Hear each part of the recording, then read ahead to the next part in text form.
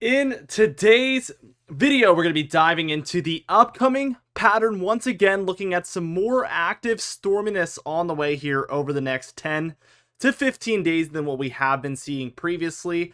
We do have another major cooldown on the way in the medium to long range that we're going to be discussing today as well. Maybe even a few of them, and even some tropical cyclones where some model guidance is suggesting a major tropical cyclone could develop approaching towards the Americas through, again, the medium to long range. So we're going to be discussing all of these things today. Before we dive into things, be sure to check out Prestige Weather in the description and pinned comment down below. We are running a 99-cent first month deal promo if you use discount code DIRECT at checkout. So be sure to check that out. It's going to be the best price you'll possibly get here.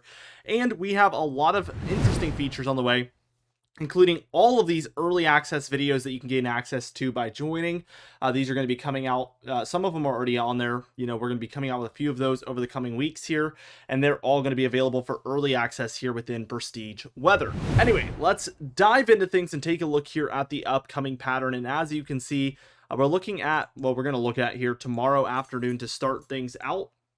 And I think it's important to note that we really are not seeing a whole lot of activity whatsoever yet. I mean, we have this storm out west, and that is a massive pen. Let me fix that real quick. Here we go. We have a massive storm here for the western areas of Canada. This is bringing some impact southward into the United States, especially since we have a pretty decent low pressure system there.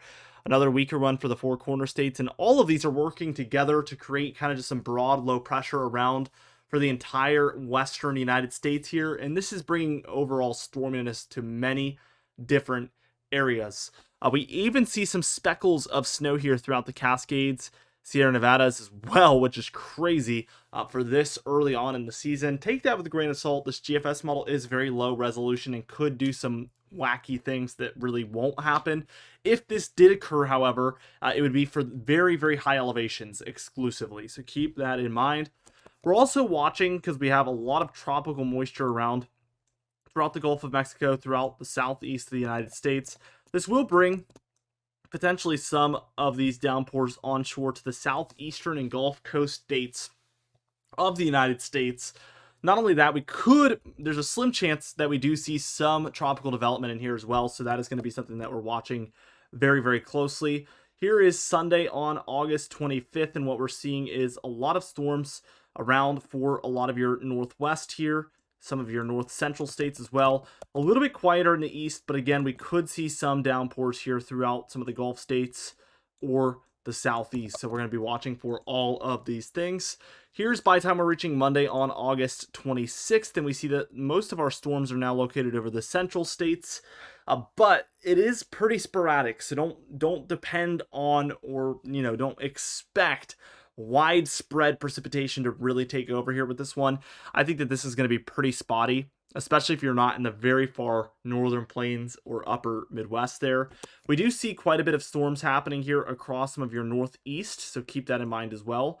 There is some storms happening out there definitely, and still the chance of a tropical downpour or two.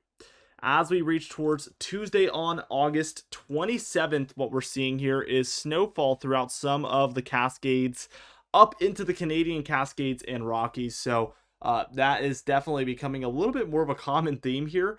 August's pretty early for snowfall anywhere close to the lower 48, yet we're seeing multiple days of it in the upcoming pattern, perhaps for, again, exclusively higher elevations, but still it is there nevertheless. So very interesting. Definitely something that we're going to be keeping our eyes on for sure. And as we draw into September and October, we should see a lot more of this and even more major events on the way.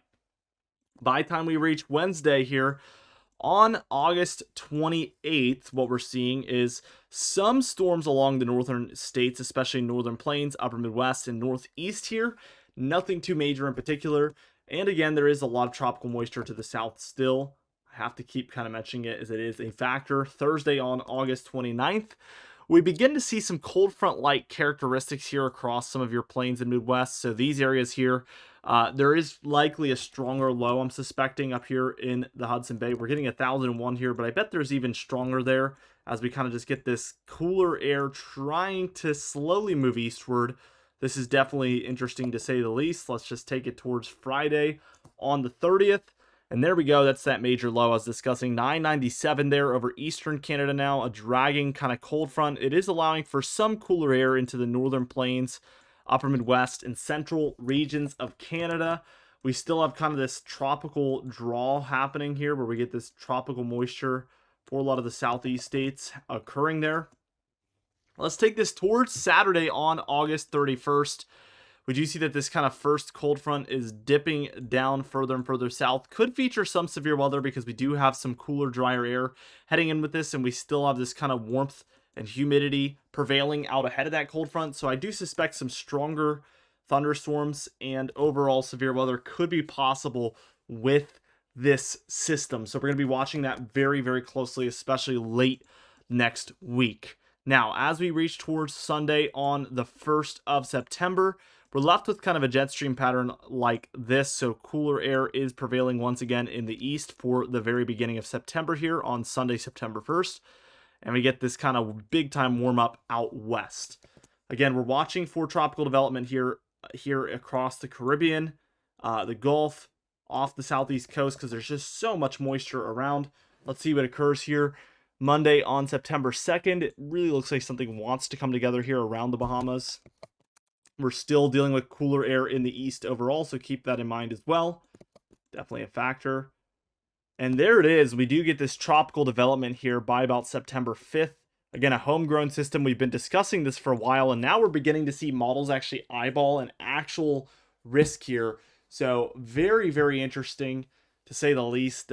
Definitely something that I'm going to be watching closely for, as the tropics are extremely favorable. The actual development outside of a couple of systems has been slightly underwhelming versus what we've been expecting.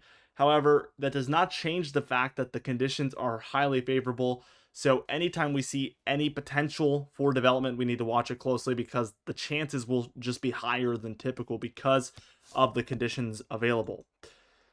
We do see that one move straight up the east coast, eventually moving offshore. We're left with a little bit of a stormier pattern here across some of the east, so we'll watch for that as well.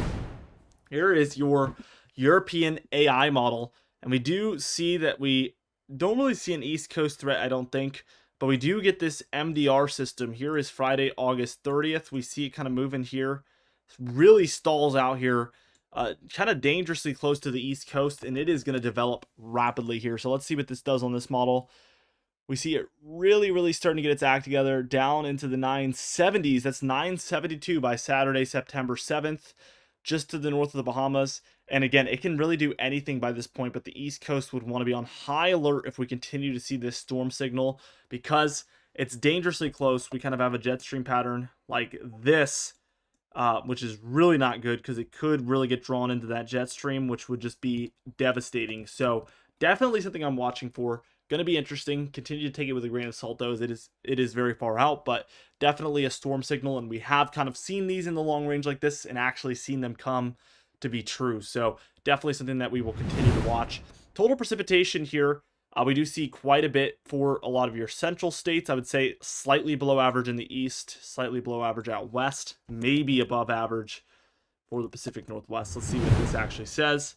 And sure enough, mostly below average here in the east, near normal for a lot of your central states, and then above average here in the Northwest. So pretty close to what I was kind of indicating. We do see some tropical moisture in here, like I said, so potential for some development in different spots according to this GFS ensemble model. Definitely something that we are going to continue to pay attention to. I know I sound like a broken record here, but a lot of what we're discussing is in the medium to long range at this point. A little bit of a quieter short range pattern, so much of it is really something that we have to watch and see, as opposed to, you know, it's coming in a couple of days. It's not like that right now. We do see this cooldown that we're under is going to come to an end. We do see a warm-up by Tuesday, Wednesday timeframe of next week. We see this cooldown move in around September 1st here, Sunday the 1st, into Thursday or Tuesday the 3rd here. And look at this. We have severely below average temperatures for a lot of the central states and into the northeast. As we head into those overnight hours, we do see really cool lows once again for the Midwest, Ohio Valley, Mid-Atlantic, and Northeast. So pretty similar to our previous cooldown. This one will last a little while here. We see blues kind of prevailing over the east for a while.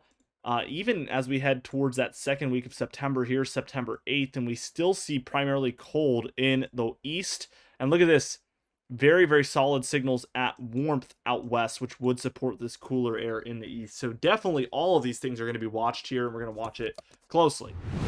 Now, for the long-range temperature pattern, this is in 5-day increments. We do see this brief warm-up, especially between the 27th and 1st of September there. But once we reach past that point, here is the 1st through the 6th. Look at this. Just like our GFS model just showed, very cool compared to normal here for a lot of the east, with warmth prevailing out west. Definitely we're getting support here from this long-range guidance. We get a little bit of a warm-up once again, followed by another cool down around the 23rd through 28th of September. So a little bit of a roller coaster pattern, up and down. I definitely find this to be very, very realistic. And we kind of stick with the colder temperatures even from October 2nd to October 7th. So still leaning towards a cooler fall time here for the upcoming season. Definitely something that I am going to keep my eyes on, especially as we're coming out with our final fall forecast, which again will be available early in Prestige Weather. So be sure to join at that 99 cents per month deal. For that first month only, by the way. So it does continue at $5 a month after that first month, but still a killer deal for you to try it, and you can cancel it any times. So be sure to check it out in the description and pinned comment down below. Anyway, be sure to subscribe. We do upload every single day. You can even hit the bell icon for daily notifications when we upload so you never miss one. Be sure to like the video if you did enjoy it, leave a comment down below, and I'll see you guys in the next video.